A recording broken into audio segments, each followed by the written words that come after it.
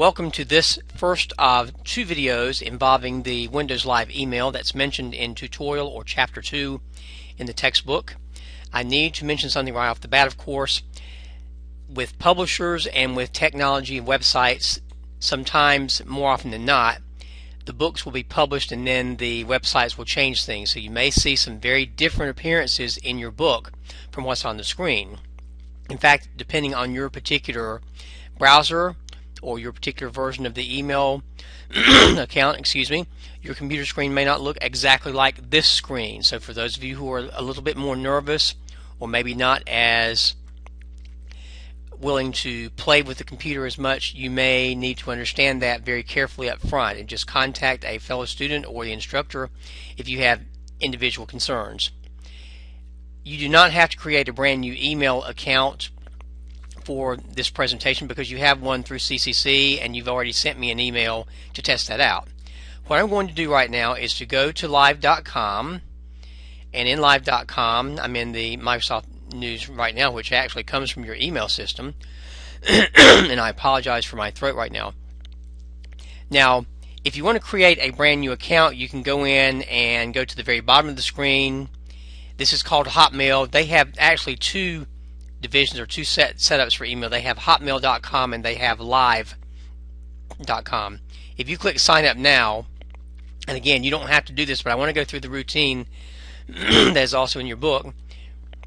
You would put in your information, your name, and your date of birth and all that. I don't mind your seeing my date of birth on here. If you want to freeze it, that's perfectly fine with me, if I can get the year that I was born properly. And if I wanted to make an account called Michael Sisk Webby, I can choose at Hotmail or I can choose Live. I'm going to choose Live right here. For the password, again, you can some accounts will let you see the password as you type it, like WordPress does, and some will have it hidden. And I'm going to go in and just put a security question right here that has my grandfather's occupation, and I'm just going to put just garbage for now, except I can't have any of those characters. I'm just doing this so people are not actually using this address or freezing the computer. Most of you would not. And you enter something here. This is referred to as a CAPTCHA, and no, I'm not being Charlestonian when I say this. It's C-A-P-T-C-H-A. There's an acronym that it stands for. It's pretty lengthy. It's basically making sure that there is not a robot that's generating this information. And once you complete all this, you will have an account set up where you'll hit the I accept button, and then you'll maybe get some other information that you need to go through, and that will set up your account. And you can actually sign into it. I'm going to go in and actually use my college email. Now, the one I have, for some reason at this recording, was eliminated by Microsoft. I don't know exactly what happened to it. Again, mine is a little bit different from yours, but the purpose will be generally the same, and I'll make adjustments as I need to during this session. So again, hopefully I'm going to be able to get into this. See what's going on here.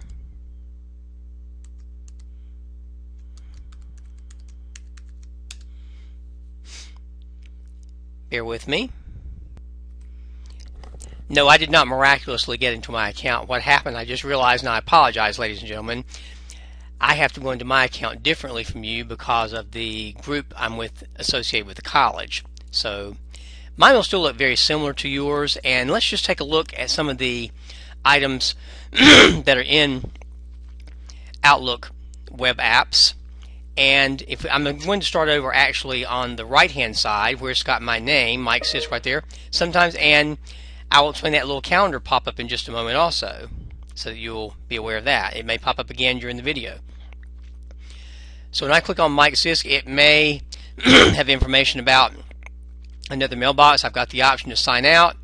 I've got the help screen, and this time with the about, it's a little bit different from what we normally get. Instead of getting versions of this, I'll actually get what's associated with my account as far as the time and who hosts my email, which is webmail at Cleveland Community College, etc. And I can click find someone if I want to find a person's name that's associated maybe with a live account, or maybe in my mailbox. I can do that. This is an actual copy of some email that I've been testing out. I'll actually get one that is a little less private, and this is from the publishing company of your book, Cengage Learning. And if I were to move over here to actions, I could choose reply, reply all, forward. There are many options there. I'll go over in just a second.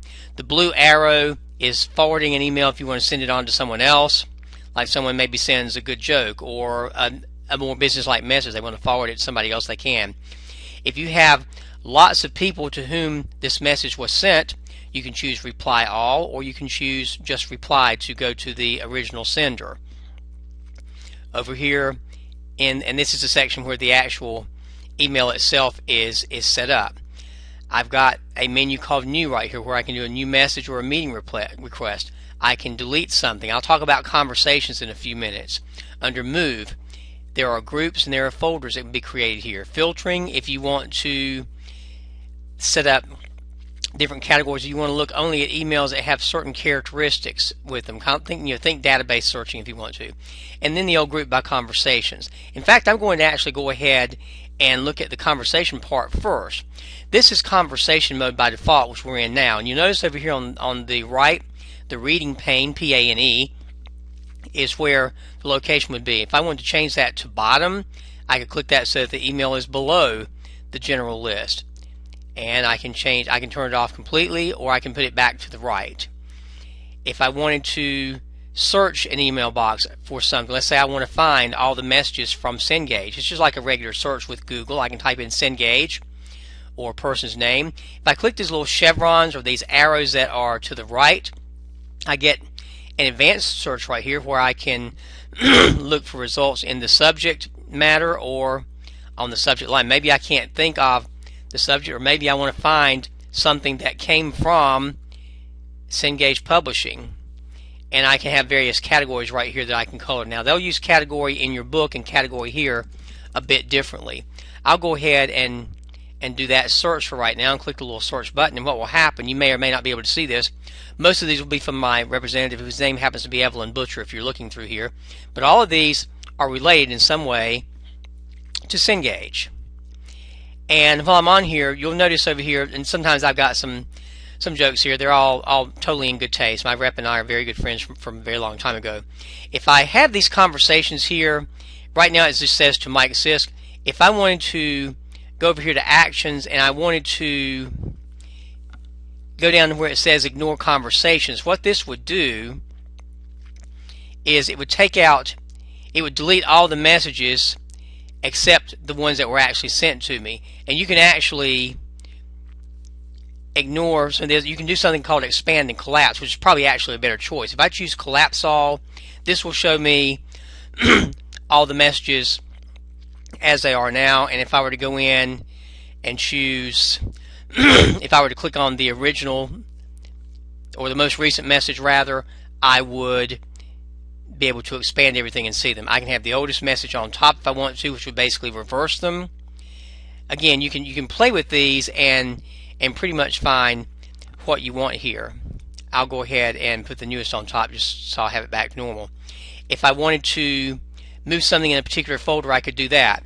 I'm actually going to go over here, speaking of folders, I'm going to go over to the other side where it says favorites. We have two groups right here. One says favorites and one says Mike Sisk, of course. Now yours may be slightly different, but the general ideas are going to be the same.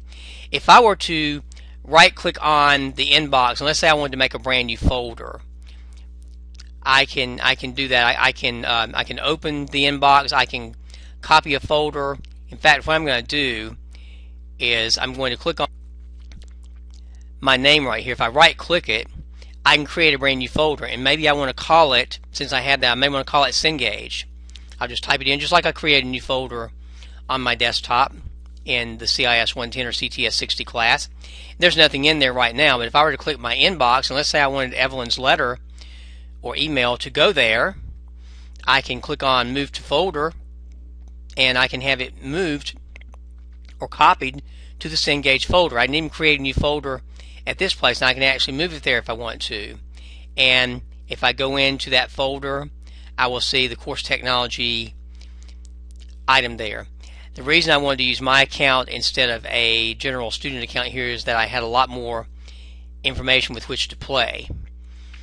I think all of you know how to do this in general, but I'm going to play it safe anyway. If you click the word new to make a new email, you have a lot of options here that you may like. You can save the email, you can have attachments, you can insert a picture, you can pull something out of the address book, check names, etc. Let's say that I was going to send an email to one of my Google accounts, and for the record, I never check these with students anyway, and I've got a list right here that comes up, and I can pick one of these. The first one is outdated. There's no Cleveland Community College anymore.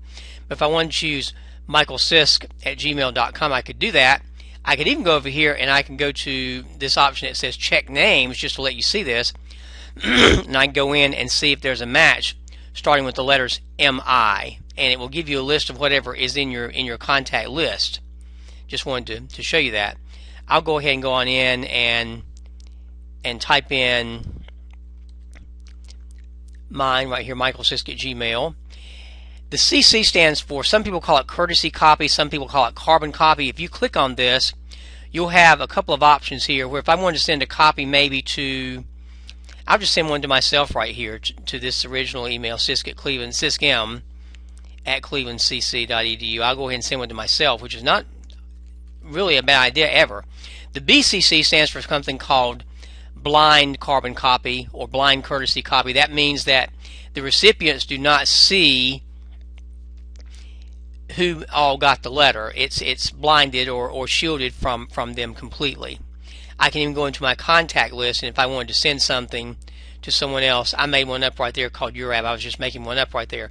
I could send to as many as I want to. Click OK, and you'll see something right here that I've made too called a signature, which I'll show you in a few minutes, and I can just put in an email that says this is a test, and you already know how to do this. You can put an attachment in there if you want to, and again, just for the record, in case there is that one person around who is a little tentative about that, I wanted to be absolutely sure that the attachment's there, and I'll just put my organist picture there, and it'll show up as a PNG file, and basically you could submit this. You can check for spelling if you want to. A lot of people forget to do spell checks. You can insert a signature if you want to, and I just did that right there. I had one already built in, but I wanted you to see what I could do, and I'll show you how to do that signature in a moment, because that does come in quite handy at times. So I'll go ahead and send this guy out. Now one hopefully will pop up in my box, and that's what that little indication is right there, that I do have one in my inbox, and I can of course look at it. So if I were to, I forgot to put a subject line, which was a very egregious mistake of mine, but here it is, and it's got the little carbon copy there. If I wanted to reply to only the sender, I could do that like so. If I click the double purple arrow, I would reply to everybody, and you may or may not notice it. What it would do is it would send a copy to each of the recipients of it. And every time that an email is passed or forwarded, what will happen, the initial time, of course, some of you may or may not have known this, the initial time you'll see a little less than symbol like that, or maybe a greater than symbol, I actually forget which. But the more times it's forwarded, the more of those little chevron symbols you see, and that may be something that some of you didn't know. I didn't for a long time, that the more often that something is forwarded, the more of those little symbols will appear on the screen. I wanted to show you that signature while I was thinking about it. If you go over here on the right to options and choose see all options there, you'll have one that will come up. At least I think so. There should be one that comes up that says settings. Go over to the left hand side where it says settings, and you have lots of choices here. I wanted to let you see the one that's called email. Well, you see email signature there, and if I wanted to type anything in I wanted to, especially like, and I would do this seriously, I could say Michael is the greatest computer teacher ever, but I'm basically just wanted to put something there. You may want to put your credentials, or Jonathan Davis, for instance, has a lot of his certification credentials, and that you could put a degree there or whatever you wanted to, and you could check the box that says automatically send my signature on messages I send, and you could always make it show the blind carbon copies or courtesy copies if you want to. You have a lot of options in here you could do, and then you would click the save button. These settings are very handy. You can change the password right here if you prefer to change it. Plenty of options here that you can use, and just click save, and that will take you back to your original one. So I'm going to just close this out and go back to the mail, and that gives you an idea of what's going on initially. If you wanted to delete any of these folders, all you'd have to do is hover over the folder, right click it, choose delete, pretty much the same thing as you've done in other items on the desktop. If you wanted to go down here in the corner where the calendar is, and that's where my little reminder came up earlier, you actually have a calendar built in to this, and I just made up something here that says study for test, and that's the one that kept popping up on the screen. But if you wanted something, say on February the 10th, that you wanted to show up, and you wanted on February 10th, and if I wanted at 11 a.m. to put a message there, I could type new, or I click the new button. The subject might be, in my case, church, and I can put the start time. Mine's very early, so it's like 8:30 a.m. So if I wanted to make that, say, 8:30 a.m., I almost feel like I'm doing something that you folks already know about. I just wanted to show you the features that you have in your courtesy email account that the college provides. And ends for me, even though it's off and on, it actually ends for me around 8 p.m. pretty much. And I can put how often I want to be reminded about it, every hour, and I can put prepare for church service, play the organ, whatever I'm doing, and I would save it and close it. I can put all kinds of attachments there, check for spelling, the whole spiel is there.